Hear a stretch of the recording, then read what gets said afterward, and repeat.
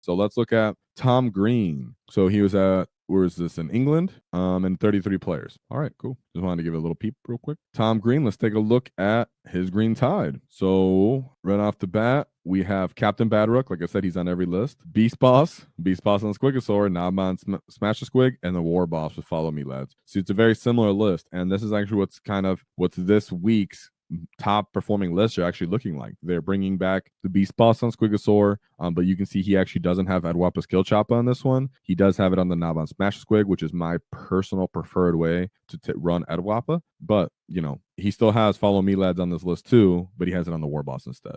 So we have 2 units of Beast Snaggle Boys, 1 unit of Straight Boys, Flashgitz, only 1 unit of Gretchen because he has 1 unit of Lootas. Lootas. Yes, guys, someone performed great at a GT right here. I'm showing you again so you guys believe me. You believe me again. He brought Lootas. Okay, and like I've said, if you know your terrain, that's why you shouldn't care so much specifically at what is the most meta all the time. You should take into incline what is on your terrain, on your boards that you're going to be playing at, and what you feel like playing. You see Lootas with rockets. That's what I like to see too. Why? How can you play Lootas? Put them on the table, and people always go, oh man, I don't know. You can put them in a truck if you want. But how I really see them being useful is you put them somewhere on the table, deploy them last, whatever you have to do, so that people don't know where they can be. But the whole point is when you see it, you want to put them so they can get Plunging Fire overlooking an objective. If you can get Lootas to look at an objective, actually oversee it, and get Plunging Fire, that's great profile at that point because now they're actually re-rolling the entire hit roll. So I'm not against that at all. It's just you really need to know your terrain and what's happening for you to be able to play that. Then you have this, what we call as the Scalpel unit. We've been calling it that the whole edition. It's going to stay being called that. Nobz are obviously always going to be there to power claw your problems away. 2 units of Storm Boys, followed by 2 small 3-man units of Squigs. And then again, we have trucks on 5 this time instead of 4. That's all good. So, of course, Nobz, Warboss go together. The boys are on foot, the Flashgitz are on foot, and then he actually has a possible truck for the Lootas as well, like I said. So you can put them in there, put them on Plunging Fire terrain, have the truck stand still, shoot them like that as well. Whatever you got to do, but he definitely utilized their profile. And that's great to see. We love to see that as Orc players. Let's see some Lootas. All right, so let's look at his first matchup. So we have the Golden Beakies. So this is a really tight list. Of course, I think the Blade Champion is still worth it, even though he didn't bring him. So Shield Captain with Cecil's Hunter for the reactive moves Trajan. Only 1 unit of Battle Line. Okay. He brought the big brick of Custodes, Terminators. These guys have pretty much it all. They can fight really pretty good. They're very good. They can shoot with their small arms, and then they're re-rolling to wound, most likely if you have a character in there, which most likely you do. So they're even putting good shots onto you if you have mobs and stuff like that. We have the Gladius Grav Tank, 2 of them. Very reliable shooting platforms. 1 unit of Wardens. Remember, keep in mind if you're playing against Wardens, they do have that for Feel No Pain, but it is per phase. It's only that 1 phase. He's not popping it for the whole turn. Do not allow that to happen. Venerable Land Raider, and then an Inquisitor. So this isn't the most meta list. It's okay. It was round 1. So let's take a look at his round 2. This was actually his hardest matchup. And we see again the Black Templars. Is this a theme? This is a theme. But as you can see, Orcs can still win. Why is that? Because Orcs as a whole, we do great in Tabikis. We really do. The fact that most of the time Space Marines can't punch us reliably away. They don't have the volume to clear out our units enough. We are durable now to take some of their fight, their shooting, and then we close the distance and we beat them up and we crump them with just volume of punches. So as a whole, Orcs still do good against Space Marines, but Black Templars, like I said, the fact that they can shoot you and then make up for that with fighting does make them more of a challenge. So we have the Castellan with Sigmund Seal, High Marshal Helbricht, a Lieutenant with the Predation Edge. Sorry, I read that wrong. And the Emperor's Champion. So that's very reliable there. Let's keep going for a second, though. We have Intercessors with the Primaris Crusader Squad. So it's a brick of just cheap, pretty much power armor, right? That's pretty much what we want to see. You should always expect these on your, into the competitive Black Templar list, in my opinion. A Ballista Dreadnought, these guys are decent. I think a Lancer is much more worth it, in my opinion. But what do I know? Blade Champion, Blade Guard Veteran. I think this is most likely Judiciary's going, right? Maybe not, but we'll keep going. Eliminator Squad, Infiltrators, the Redeemer. So this is the one that you do actually want to be fearful of, as it has the flamers for Overwatch. But as an Orc, if some of your units can actually really tank that flamer, to be honest. You have the Primaris Sword Brethren, followed by another unit of Primaris Sword Brethren.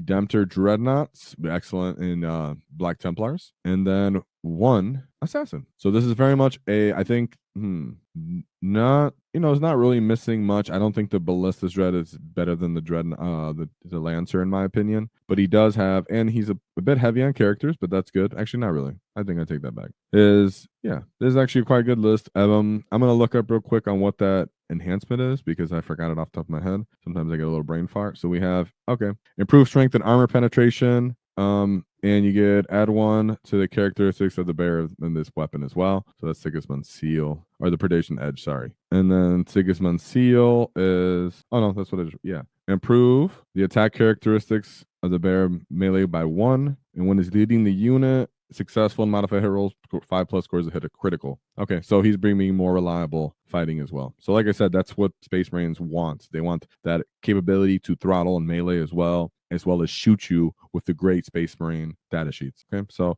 Black Templars need to be brought up on the lookout for everybody, just so you guys know. I'm not going to say they're our predator, but have a plan into them, know their strats, know their enhancements. So that's something that I'm going to start looking at too. Mostly for you guys, because I don't really have to play into them too much. So let's go into the third one. That's why I don't know off the top of my head. Ooh, but you should. Now we got World Eaters. So Angron, Karn the Betrayal, Master of Executions. Berserker Glaive's the one that just makes him super annoying for high damage and everything. And he reroll. This guy's a master of indirect combat with this combo. He gets to fight first. He gets to rerolls against characters. He has dev wounds. He gets a bucket load of fights, and then he's like 5 flat damage. Well, it's like 3 plus D3 or something like that.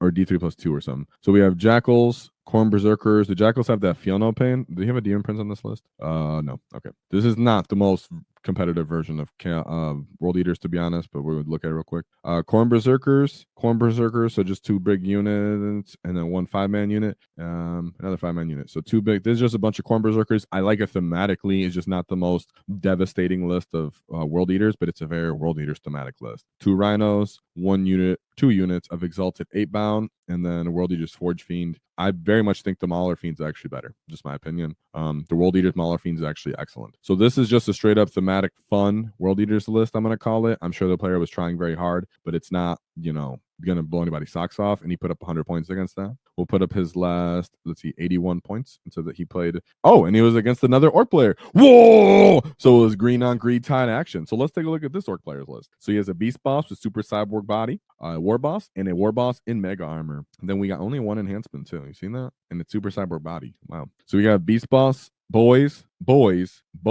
plus 4, 5, 6 trucks. So this is about a truck spam.